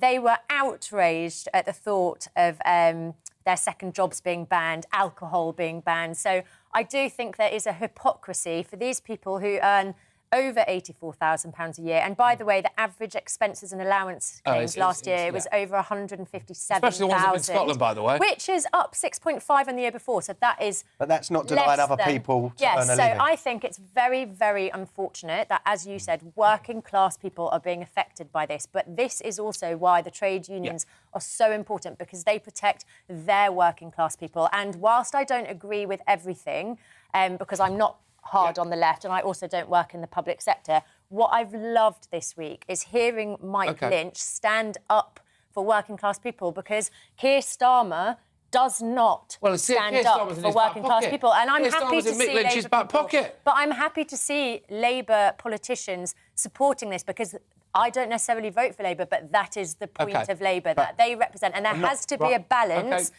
Can I just quickly say, there has to be a balance between the relentless pursuit of profit, which is the Conservatives, and the pursuit of workers' rights. And trade unions protect their people. And there's got to be a balance of not denying people being able to work. We'll go back down. We'll start with you, Adam. Go on. People have got to get to work. People have the right to feed their families. Self-employed people this week have missed out on jobs. You know, thousands of pounds. A friend of mine... I spoke to someone yesterday who couldn't get to a job interview. Right, OK. So that's not fair. At the end of the day, I do respect these people sticking up for their own jobs, but it is at the detriment to others. You know, and now you look at the RMT union, they've got communists at the top of their party. You know, not being funny, that needs to be called out, because communists, they're not looking out for this country. No, they're not. I think also there is something about the kind of wave of strikes that we're seeing now. You know, teachers, nurses, rail workers, criminal barristers are now talking about going on strike. And I think actually this isn't just about money. I have a strong suspicion this is about trying to make it as deeply uncomfortable as possible for a Conservative government to try and get Boris Johnson out. I'm inclined to agree. We're going to move on. I can see you shaking your head, but we're going to have to move on because I'm going to get shouted at even more than I already have. But because I think they didn't get him over Partygate, they didn't get him over all sorts. You can argue, and I'm not here to Boris bash. I'm also not the biggest defender of Boris. I think he has messed up a few things, right? But I think maybe they're looking at it now and thinking, is this how we can finally get him? But what do you think at home? If you're listening on your radio, you're watching online, you're doing whatever you're doing, GBNews at gbnews.uk. But now, the Met Police and controversy, of course, are regular cellmates these days, aren't they? And the scandal-ridden force is now under fire for splurging over £400,000 on an action-packed recruitment ad which senior figures say doesn't quite reflect the reality of being a bobby on the beat. Let's have a look and a listen to this. I've just seen someone abandon their car and run off. That looks quite concerning.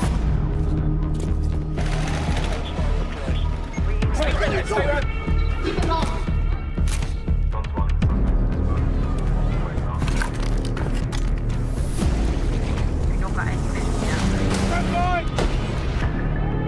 judge of the Old Bailey said the 26-year-old chose no. Choose a career most people only see on screen. Search Met Police Careers.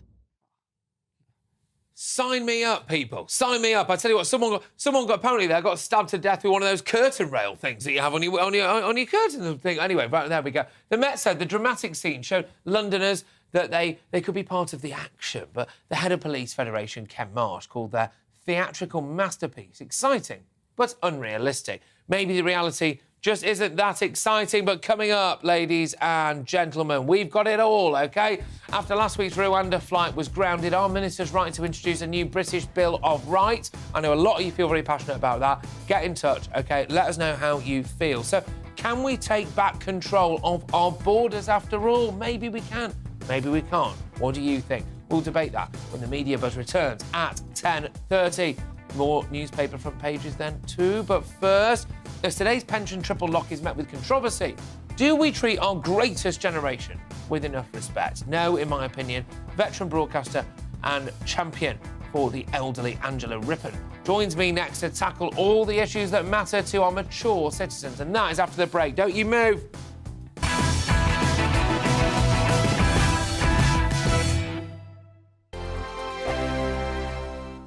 We are GB News. We're right across this great nation. On TV, on radio, on digital. Absolutely everywhere. We don't talk down to you. We embrace all voices. With honest and civilised conversation. We're not part of the establishment. We're one of you. And we're only getting started. Join us on GB News, the People's Channel. Britain's news channel. Every morning from 6 o'clock, we'll wake you up with GB News Breakfast with all the stories you didn't know from the night before. So whether it's serious news, entertainment, or your own views from all over our great nation, we're here to kick off your day with a smile. The national media should be reflecting and reporting what's happening here. You will notice the northwestern accents. Whether you're with us on TV, radio, or online, every morning, it's breakfast from 6 a.m. Hope you can join us. Join us for Ministry of Offence, the comedy panel show that's just like the news, in that the left fights the right and it doesn't really seem to matter who wins. We cover the big stories. It was in fact a troop of baboons and not angry vegans. I like that. And the really important stories. Fat naked cow gets stuck in swimming pool. It's a headline in a lot of local newspapers. Yeah. We're on the same team, Nick. Yeah, but I'm just helping you. Join us for Ministry of Offence, Saturday nights, 8 o'clock on GB News. I'm Dan Wootton. Join me Monday to Thursday from 9 to 11 for the feistiest and most fun news debate on TV, where free speech reigns. I'll bring you a sharp take on the day's biggest stories, bombshell newsmaker interviews, and A-list guests. And I guarantee you, no spin, no bias, no censorship, and no reason to go to bed. That's Dan Wootton Tonight, Monday to Thursdays from 9 on GB News.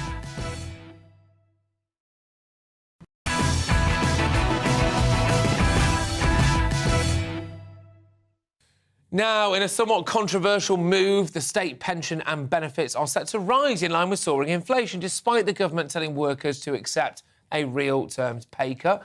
The Treasury yesterday confirmed that the pension triple lock will be reinstated after it was put on pause during the pandemic, taking the annual payout for retirees beyond £10,000 for the very first time, by the way. But Chancellor Rishi Sunak is standing by the decision, which comes as inflation reaches a 40-year high.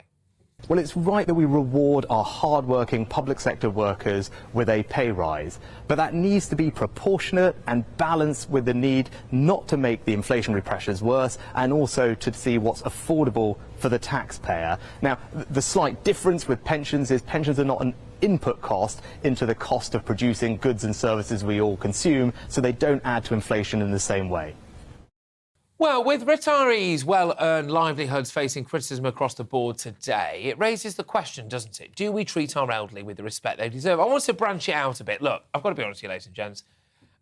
I'm quite a long way off my pension, if indeed I ever get one, to be fair. I'll be quite lucky to get there, I think, actually. But I wanted to broaden it out, broaden this discussion out more to a chat about the elderly in general, how we treat them in this country, OK? Because it's an issue that's very, very close to my heart. My best friend is my grandma, and I'm not ashamed to say that. My next guest is someone who has long spoken about the issues facing our greatest generation. It's Angela Rippon, who is a stalwart of British broadcasting and, of course, as host of Rip Off Britain, frequently fights for the right of our dear pensions as well. Now she's spoken out against her employer, the BBC, who faced criticism for axing free TV licences for over 75s, for trying to oust her, apparently, at the sprightly age of 50, I believe. There we go. But despite a career spanning an impressive half-century, a very impressive... What a half-century it's been, ladies and gents. The most important feather in her hat, of course, is being a passionate ambassador for the Alzheimer's Society and co-chair of the Prime Minister's champion group on dementia. And I'm delighted. In fact, it's an honour, actually, to be joined right now in the studio by Angela. Angela, look, thank you. Love to meet you, by the way, first and foremost. Really nice to see you in the studio. Thank you so, so much. But, OK, let's start with the... What do you mean you're never going to get a pension? You get your old age pension. I think I'll be dead before And if you haven't bothered to do anything about getting a private pension, then it's about time you did. You earn more than enough money to be able to do it. Right, Don't rely on the state. Talk about it afterwards, Angela. We'll talk about my personal finances later, because they look like the Somme, let me tell you that much. Right, let's get stuck into pensioners, all right? OK. Now, let's start with pensions, and we're going to branch it out. OK. Is this a good move? Should the triple lock exist? What's your take generally on that, on the triple lock? I think the triple lock should exist because a lot of people do have a private pension, yes.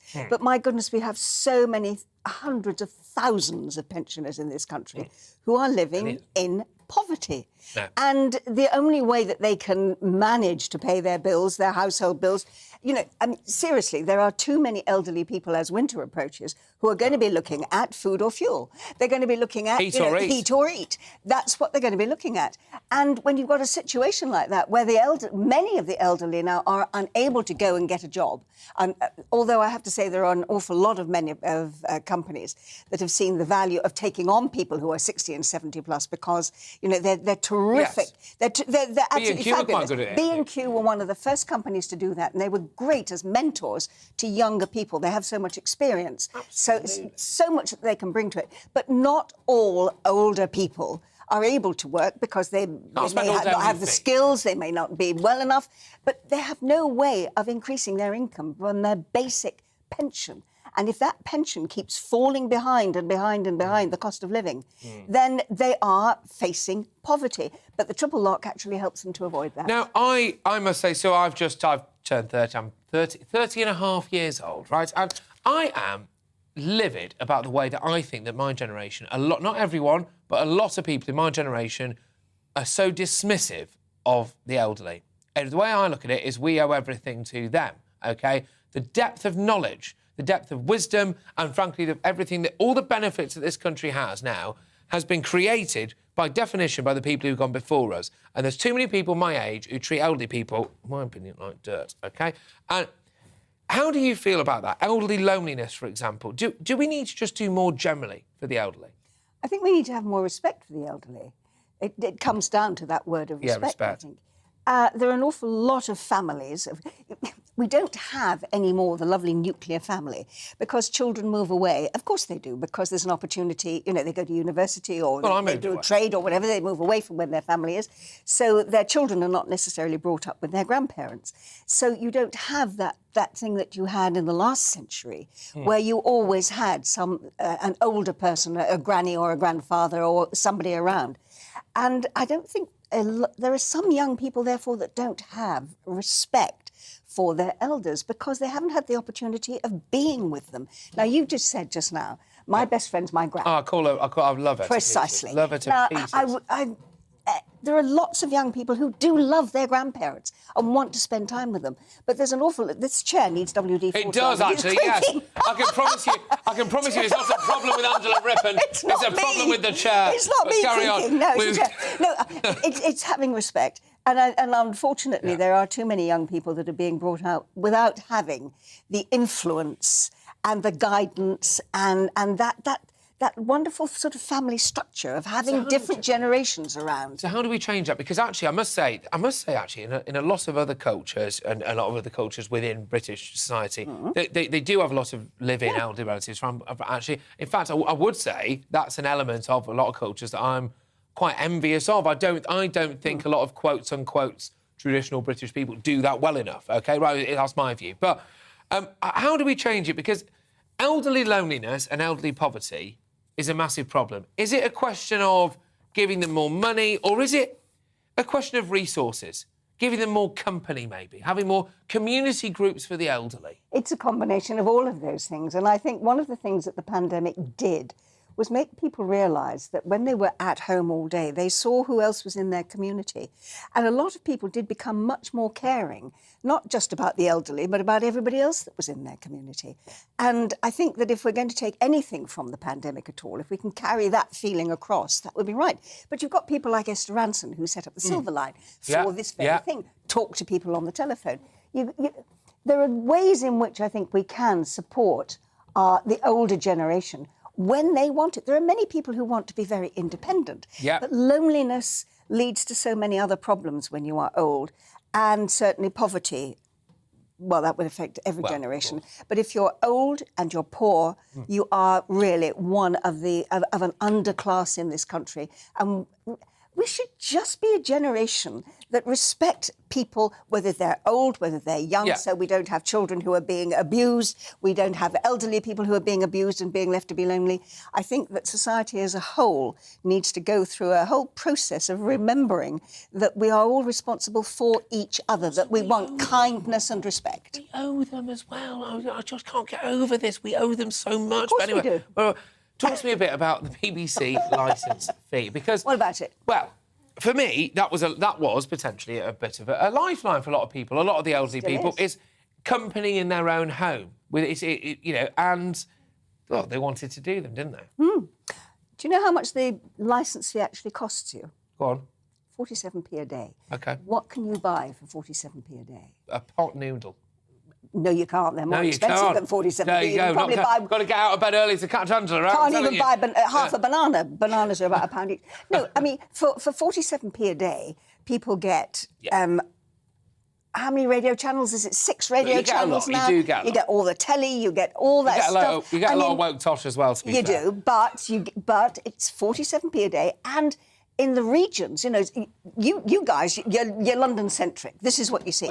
But people listening to this on radio will know also that they listen probably to local radio in the part of the country where they live. Local radio is a lifeline to people, and that alone is worth 47p. So you think, but the idea of making the elderly pay for that licence fee, you think they should just grin and bear that, do you think? No, I actually think that it should be means tested. I think that it's a very easy way of doing it. Fair enough. I mean, I earn enough money to be able to pay more than £157 a year. And I pay, even though I work, and so do you. But there are many people who can't. But the television is still their lifeline. And I think that, there are enough ways in which we could means test. I hate the term means test, actually, because... but I think it's appropriate. But there are many people who are on housing benefit, who are on all sorts of benefits. It's very easy through the benefit system to work out those people that have very, very little cash and who would benefit from still having that lifeline of the radio and the television as their only company, or as the thing that keeps them in touch with what is happening in the world. 47p a day, I think we should be able to afford that. And I wouldn't mind, and I think there are a lot of people who earn quite good salaries, thank you very much, who could afford more than £157 a year for their television licence. Now, very, very quickly, and I'm very sorry everyone in the gallery, just very quickly, talk to me a little bit about the Alzheimer's Society. Just talk to me a bit about what you're involved with. What I'm involved with, I'm an ambassador for the Alzheimer's Society. I co-chair the Prime Minister's Committee on Dementia-Friendly Communities, and my aim in life is to ensure that people are not ignorant about what dementia is, that if they are afraid that someone in their family may have dementia, that they take them to a doctor, that they get them diagnosed, that they're able to get the help that they need, either by having the pharmaceuticals that are available to take away the worst effects of dementia, or that everybody within their community understands what dementia is, how it affects someone, and they support them and their carers so that both of them can live well with the disease, because it's a killer, and we need to understand it better, and people need to be supported. It's terrible. Is that short enough for you? That was. Tell you what, it was fantastic. Angela, national treasure. Lovely to meet you in person. Can I just say, absolutely fantastic. Angela Rippon there. Thank you so much. I appreciate you coming into the studio as well. Right. Well, coming up. After comedian Joe Lycett has the police called on him over a joke, yes, a joke, do people genuinely want their offence to be criminal? That's tonight's Uncancelled with columnist extraordinaire Rod Liddle. Don't miss that at 10:40. But next, in the media buzz. After the first Rwanda flight was cancelled, are ministers right to introduce a British Bill of Rights so we can take back control of our borders? We'll debate that at 10:30.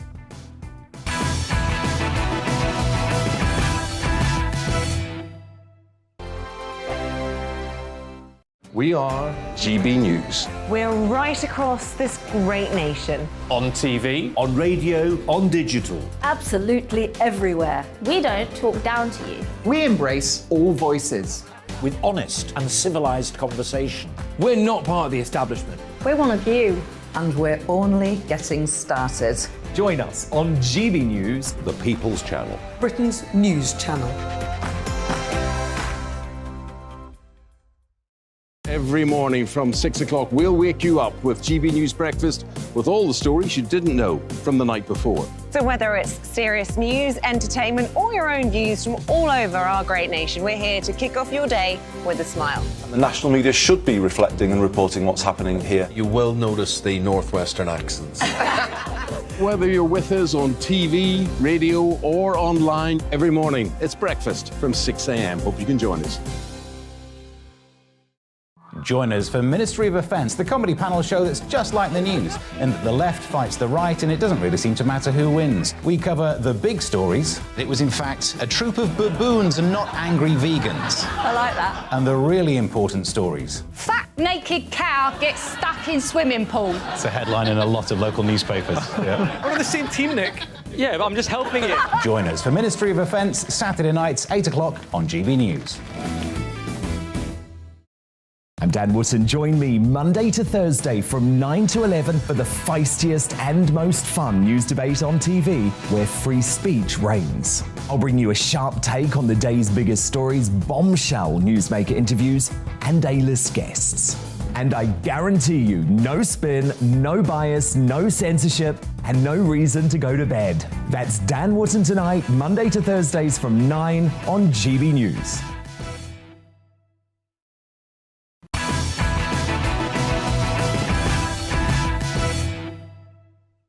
Let's return now to tomorrow's news tonight in our media buzz. More front pages have just been delivered. We hired a homing pigeon. Unfortunately, the last one went splat outside, so we actually had to do this one by conventional Royal Mail. But there we go. So the Yorkshire Post, their front page tomorrow, carries a shocking story that exposes how police have let down victims of grooming gangs all over the country. This is an absolute shocker, actually, genuinely. The paper reports that South Yorkshire Police gave a, quote, no arrest deal to one of the country's worst sex abusers after he abducted a pregnant 14-year-old girl. It makes me physically sick. An investigation into police conduct in the Rotherham child abuse scandal has upheld a complaint from the victim that the force did not respond appropriately to Arshid Hussein's crimes. I'm going to say that name again. Arshid Hussein. Remember him, yeah? He was eventually jailed for 35 years in 2016. South Yorkshire Police said it fully accepts the IOPC's report. We're going to move on for the Telegraph before I get too angry that I can't talk. They lead on Education Secretary Nadeem Zahawi branding a potential teacher strike as, quote, unforgivable, arguing children have faced enough struggles through COVID. His comments came after the largest teachers' union threatened to walk out of schools. We're going to whiz it over to The Guardian now. They lead with talks to end the rail dispute breaking down. And, surprise, surprise, Transport Secretary Grant Shapps branded accusations that he wrecked negotiations as a total lie. Drivers from the ASLEF union will also join 40,000 RMT network rail workers on strike tomorrow on the Greater Anglia network. New refugees locked up for removal to Rwanda as the Independent's headline. Asylum seekers are being locked up and threatened with deportation, even though flights to Kigali have been grounded, the paper reports. The Times now leads with unions piling pressure on bosses after the 7% Merseyrail pay deal. The paper also reports on the NHS beginning a new campaign to vaccinate children as the polio virus returns to Britain for the first time since 1984. More on the media buzz now with tonight's superstar panel. We've got political commentator Suzanne Evans, businessman and activist Adam Brooks and broadcaster Ashley James. But now, in a major overhaul of the British justice system, legislation has been unveiled that allows the government to press ahead with deportation flights to Rwanda. So, Justice Secretary Dominic Raab today published a long-awaited Bill of Rights in Parliament, which rips up the Human Rights Act and allows ministers to ignore rulings from the European Court of Human Rights. It comes after an anonymous European judge last week granted an 11th-hour injunction that grounded the first scheduled flight of migrants to Rwanda. Following the debacle, there were furious calls for Britain to leave the European Court of Human Rights, but Raab insisted that would not happen. However, he did stress that the UK's Parliament should have the last word on the law of the land, which I suspect most people at home agree with, right? Speaking to GB News' Tom Harwood, our very own, the Justice Secretary said the move will restore much-needed common sense to our justice system. What this bill will do is it will replace the Human Rights Act, reinforce our quintessentially British liberties like freedom of speech, the liberty that guards the others, give it higher pecking order in the hierarchy of rights, greater weight attached to it. I think that's important. But also curb some of the abuses of human rights that we've seen with very elastic interpretations fueled by the Human Rights Act, which, just to give you an illustration, have allowed foreign criminals to trump deportation orders with very opaque, elastic interpretations of things like the right to family life. And that's the kind of common sense approach that will restore to our justice system. Dominic Raab there, speaking in front of some bamboo. The bill is predictably facing serious backlash, with Scotland's Equalities Minister, I should say, Christina McKelvey, branding it shocking and unnecessary. And it's safe to say that Shadow Attorney General Emily Thornberry was positively triggered when asked about it on BBC Newsnight. What's this bizarre rant? Said that we're going to stay in the European Court of Human Rights. So how does that work? If we're going to stay in the European Court of Human Rights, but we're only going to pay attention to some of the things they're going to say. Do you know what I really think is going on? I think that this government is just behaving like some sort of drunk at the end, you know, when the pubs are throwing out and they're in the car park and they're rolling around and they're going, fight me, fight me. They're just trying to think of anything that they can take on at the moment in order to distract us all from what's really happening, which is their inability to govern. Can you believe it? Emily Thornberry talking about drunks. So, panel, is the government right to introduce a new British Bill of Rights with the power to overrule European judges on migrants? Well, I'll start with you. So we've started this way, so we'll finish. Suzanne, you start. Do you think it's right that we have our own Bill of Rights? Yeah, in principle, it's a great soundbite. It sounds fantastic. I think a lot of us feel that Tony Blair's Human Rights Act, 1998 Human Rights Act, was an absolute disaster, gave far too much power to criminals, basically. I think there's a very strong sense that our Supreme Court should be supreme. That our British judges should be able to make decisions in our country's best interests. So it sounds great in principle, particularly the talk about increasing freedom of speech and protecting that better. So, yeah, it sounds great in principle, but, and this is a big but, I don't see how it's going to work in practice. I honestly don't, Patrick, because we're not leaving the ECHR. If we're not leaving the European Convention, then Parliament cannot override international treaty obligations. So whilst we're still part of that international treaty, I honestly don't see how this is going to work. In principle, I think it's a great idea. Something's got to be done about the fact that we can't deport foreign criminals. Most people, even the most ardent, open doors, pro-migration you should be able to get rid of an Albanian would agree with that. You should be able to deport foreign criminals. And there's still some here from 2015. How is it going to work in principle? And I think, notwithstanding the fact the Tories have got a massive majority in Parliament, this is going to be a legal minefield, and I think its progress through Parliament is going to be very, very rocky indeed. Good stuff. Adam, go on. I'd just like to know, where are the human rights lawyers and the courts when we was having our human rights ripped away from us over the last 2 years? You know, a lot of these human rights lawyers on Twitter were siding with the government about taking our rights away. I've got no respect for many of these people. I think they're there, for different reasons. But at the end of the day, it's very hard for me, a publican, to talk about a Bill of Rights and a legal, bills when we're not legal people and we don't understand the ins and outs of these bills. I get what you mean. But at the end of the day, no foreign court should have jurisdiction over UK courts, especially when a certain policy has not been ruled unlawful by any courts. And that's something I think most people find it very... In a way, it passes... I always say this, people are going, the pub test, right, which you will know very much about. If you walk into any pub in the UK, what will the vast majority of people think? And I think if you come up with something that's popular there's every chance you win an election. Actually, I'll throw it over to you.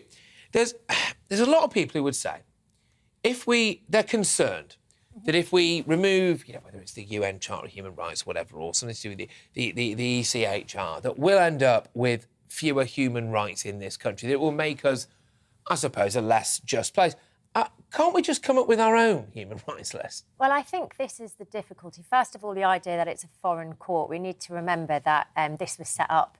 Winston Churchill was instrumental in setting this up. Completely different time. British legal experts, yes, for human rights, to stop abuse of state power. Now, in the last couple of years, We have a current government who have broken the law, lied, there's corruption, they successfully cover up bad news stories about themselves. Are you describing the they EU have or us? removed mention of honesty, integrity and transparency from the ministerial code. They've lost 2 ethics advisors in 2 years. Now, I would not like this government, and this isn't about Conservative or Labour or left and right, this current government, who are proven liars and lawbreakers, to be in charge of our human rights. Because today it might be about immigration, and by the way... We'd all get to vote on it. By the way... It would have to go through Parliament where everyone would get to vote. By the way, I would also like to see foreign criminals being deported. Like, even today, you know, stories of the paedophile Rochdale grooming gang. Get him out. Get him 100% they should be deported. But what we are talking about, the people on those flights to Rwanda...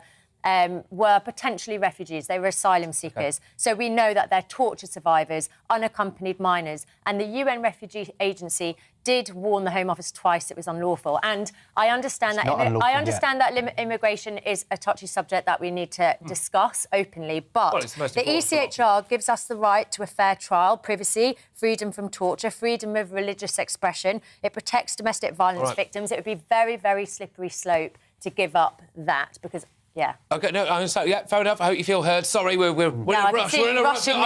Because this show... So, Dan Wootton has created the best format on telly, right? So, basically, there's no chance to come up for air. So, I've got to just go bang, bang, bang. But anyway, let's do that. Now, every young boy, myself included, who wrote that, dreams of that special day when he walks down the aisle and gets married. Oh, well...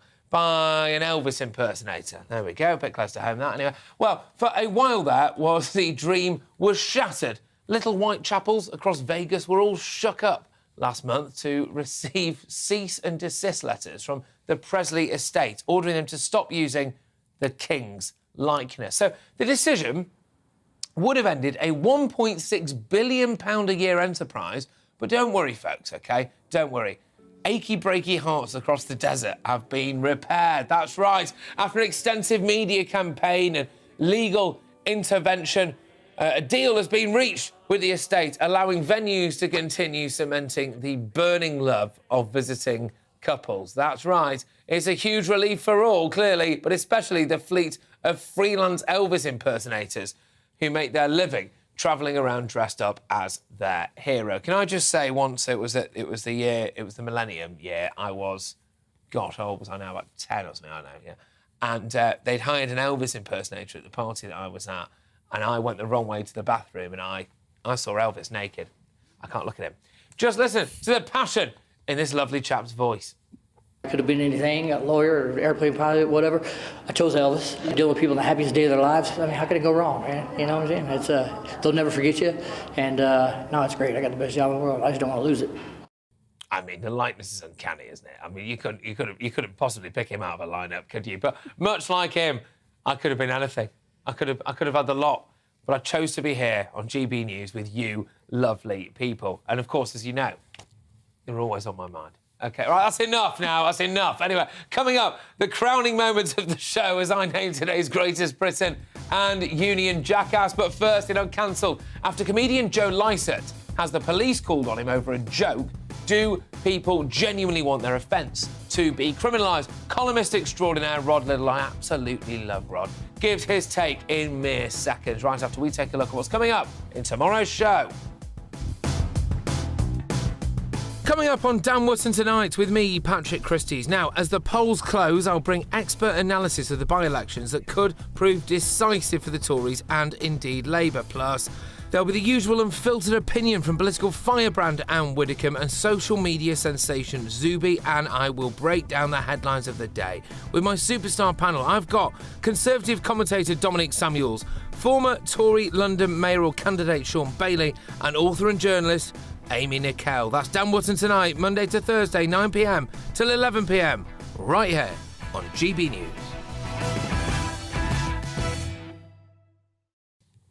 Yes, everybody, it's time now for Uncancelled. Yes, this is where Britain's top commentators speak out on controversial issues without the fear of cancel culture that's sweeping the rest of our media. Now, you might have thought that liberal, lovey comedians were exempt from being cancelled, right?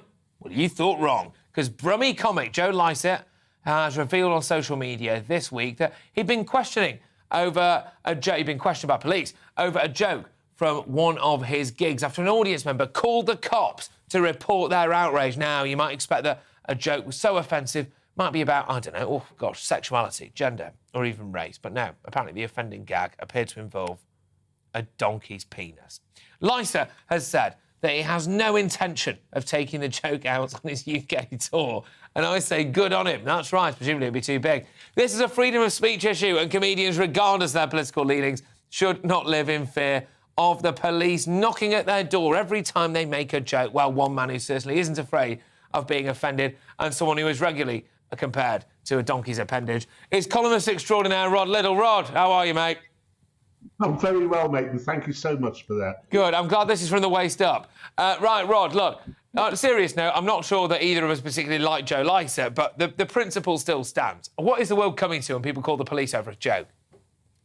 Well, sure, but I think you've got it completely wrong, mate. We need to boycott Joe Lysa. Boycott this wet, lily-livered, spineless... Did you call the police, Rod? If I'd called anyone, if I'd been at a Joe Lysa gig, it would have been the Trading Standards Office, not the police, because it doesn't sort of match up to the term comic, in my opinion. But what happened was some moron at one of his gigs called the police because he took offence at a joke. And the police rang up Joe Lysa or contacted him via email, I don't know what it was, I think probably rang him up, and said, can you explain to me the context of this particular joke?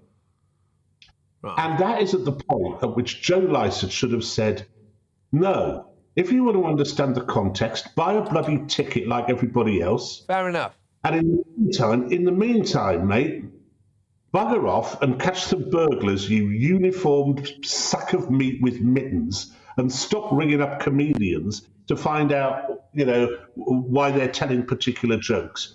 But he didn't. The spineless, quivering little wokey connived with the police and later kind of bragged about it on social media. Absolutely beyond belief. And the other thing, of course, is that Lysa should have said was, why are you ringing me? Why haven't you arrested this bloke for wasting police time? Because that's a good point again. You're full of good points tonight, Rod, I must say. You're full of good points, actually, because there is that, isn't there? I suppose, actually, there's an argument, isn't there, which I think is loosely speaking what you've just made, which is actually complying with this nonsense fuels it, right? So actually what Joe Lysa should have done is say, basically, jog on. Yeah, of course you should. Of course you should. But that was never going to happen with the BBC's favourite comedian, was it? It's just not going to happen. But we are seeing this more and more often. We're seeing the police get involved in things they really, really shouldn't be getting involved with, while at the same time the burglary clear-up rate is the lowest it's ever been. It's the lowest it's ever been for car theft, clear-up rate of car theft, and a whole bunch of other things, street crime. They're not dealing with that stuff. It's far easier. What are you doing this afternoon? I thought I'd give Joe Lysa a ring. He told a joke about a donkey's cock. What are we going to do? It's just, you can imagine the level of humour in the joke as well, can't you? I mean, I wouldn't have called the police, but then I wouldn't have bought a ticket in the Some first might say place. he went the full 9 yards. Yeah, but it's an excruciating situation that the coppers find themselves in. But they've only got themselves to blame. They've become politicised. They've decided that hate crime or anything that is imagined to be hate crime is more important than all the other work that they have to do. The hate crime clear-up rate, incidentally, is 80%. Well, it's ridiculous. Look, Rod, sorry, because we've got a very short amount of time. I know you've been squeezed here, for want of a better phrase, given what we're talking about, Rod. But I've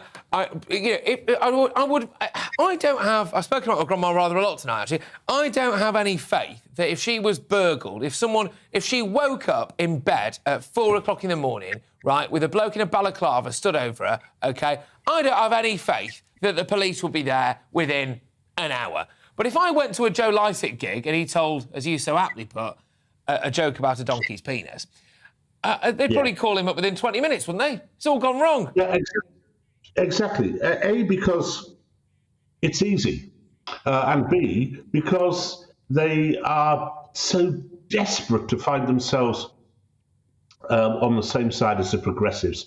They are desperate to be woke, which is why you have police cars dressed in rainbow colours. All this stuff, which is a waste of time, a waste of money, and doesn't really do anything for inclusivity. It just makes us ever so slightly resentful. It does. Instead of actually catching villains. It does. Rod, look, thank you. I'm so sorry. Look, as you know, mate, as you well know, I could listen to you all night. I'm just being... we've got to move it on. We've got to go to Greatest Britain, which I would nominate you for, happily, by the way, mate, and Union Jackass as well. That was columnist extraordinaire and associate editor of The Spectator, Rod Little. Thank you very much, Rod, as always. Right, OK, here we go. It's time. It's time for today's Greatest Britain and Union Jackass. Yes, so with me to reveal theirs, my superstar panel, I've got political commentator Suzanne Evans, businessman and activist Adam Brooks, and broadcaster Ashley James. Right, Suzanne, I'll start with you. Let's go with the positive first, and we'll drag it into the gutter from there on in. Who's your Greatest Britain? OK, the Greatest Britain is somebody very close to our hearts here at GBNews. It's Alistair Stewart. He is 70 today, so happy birthday, Alistair. Doesn't look a day over 69. Yeah, he's the longest-serving British male newsreader on television. In his long 44-year career, he's covered the Space Shuttle Challenger disaster, the Lockerbie Pan Am crash, the fall of the Berlin Wall, the First Gulf War, the death of Princess Diana.